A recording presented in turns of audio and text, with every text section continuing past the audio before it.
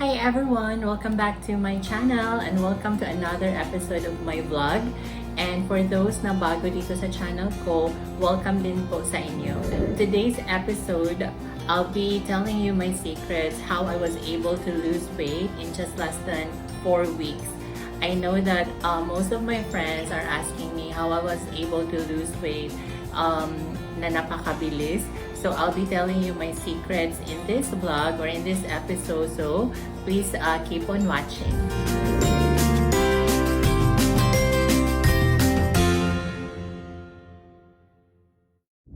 I'll be sharing you 5 ways on how I was able to lose weight in less than 4 weeks. But before I'll start, this is how I look like 6 months ago, and this is how I look like 3 weeks ago, and this is how I look like now. But before I'll start sharing my ways on how I was able to lose weight, I would just like to disclose na hindi po ako dietitian, hindi po ako nutritionist, although I am a registered nurse, but I am not practicing at the moment. So, itong ways na sasabihin ko or i-share ko sa inyo, this may not be applicable po sa inyo, but if you think na it will help you lose weight, I hope that you will consult your dietitian first before proceeding in doing these ways. Nung nag-start yung quarantine 4 months ago, that's also the time na I started gaining weight.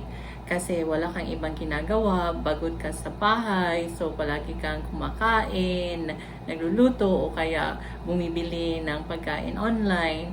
So yun, I gained weight. I was really heavier than my usual weight, and also napaka-sedentary yung lifestyle ko, parang lazy kind of fat woman. Everyday lang yung peg ko. And then there was such a point in time back then na napaka-pivotal para sa akin, because I started feeling really heavy, and also nahihirapan akong huminga sometimes. So that's when it made me realize that I really need to change my lifestyle and also change something in my diet. So 3 weeks ago, I've decided to take a step to change my lifestyle. So these are the different 5 ways that I did that I would love to share to everyone, because I want to inspire you guys to also be a better version of yourself. I was able to do it, and I'm sure you will also be able to do it yourselves. First is yung intermittent fasting. I know that you guys have heard about this many times, or have read about this in online, or sa mga kaibigan nyo, or nabasa nyo sa isang website, or sa Facebook, or sa social media. And I've also heard about this many times as well, and I've seen how effective this one to my friends and workmates. I did try this one in some point last year, pero I wasn't really religious of doing it, so parang wala din siyang effect sa akin. Kasi alam mo naman yung work schedule ko, parang napakahirap talaga na mag-fasting para sa akin. But now that I am working from home, so I'll be able to do the fasting and follow the regimen of it, like religiously. So yung intermittent fasting na ginagawa ko is 16-8, meaning to say meron kang 16 hours na magfa-fast ka, and then 8 hours of feasting. But during your 16 hours of fasting, meaning you shouldn't be eating any solid food. You can have tea, you can of course water, yung coffee, pero bawal talaga na during this time na kakain ka ng pagkain or anything na solid. And also di rin pwede yung juice kasi matamis siya, it has sugar, para ma-defeat lang yung purpose ng pagfa-fasting mo sa iyong body. And then also water can really help you during the fasting period. At first, I thought na parang ang hirap naman ito. 16 hours kang walang kain, pero pag inano mo lang talaga siya, pag nagre-research ka about the intermittent fasting, meron naman silang options doon at meron din silang mga advice on what are the things that you can do, or ano yung iinumin mo para you'll be able to sustain the 16 hours fasting. And then also, it is very important na during your feasting na hindi naman siya pwede na kain ka lang ng kain kung ano yung nakikita mo. Kasi parang madidefeat din yung purpose ng 16 hours of fasting. So, you need to choose the right food also when you are in your 8-hour window of feasting. Yung second way na ginawa ko is I avoided red meat. Example ng red meat ay yung pork at saka beef. Yung pork at beef po kasi it has saturated fats, and tapos yung saturated fats, it raises the blood cholesterol in our body. And if that happens, then we will be at risk for any heart conditions or illnesses, and also it might lead to cancer as well. So as a replacement for pork and beef, I eat chicken, but I also select what part of the chicken to eat. Pinipili ko yung chicken breast kasi less yung fats at saka more on may protein din sa part na sa breast ng chicken.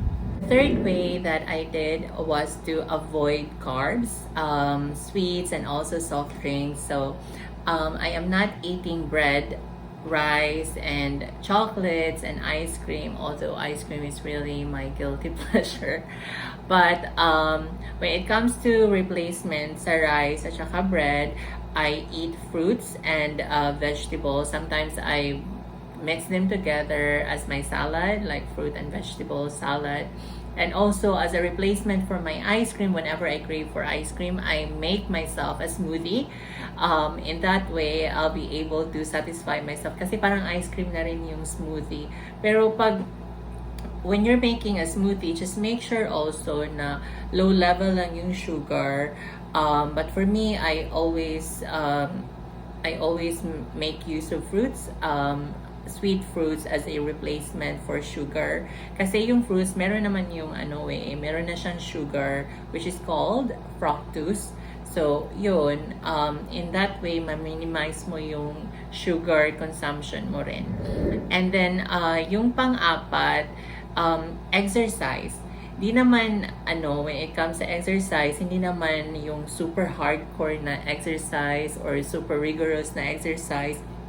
You can do basic exercises like walking, running, or jogging. But if you are just in your place, just like me, na maliit lang yung apartment ko, so I cannot really do so much of movements. So, meron naman mga exercises na makatulong dun sa'yo. Like, yung set-ups, yung tummy crunches, yung push-ups, at saka yung planking.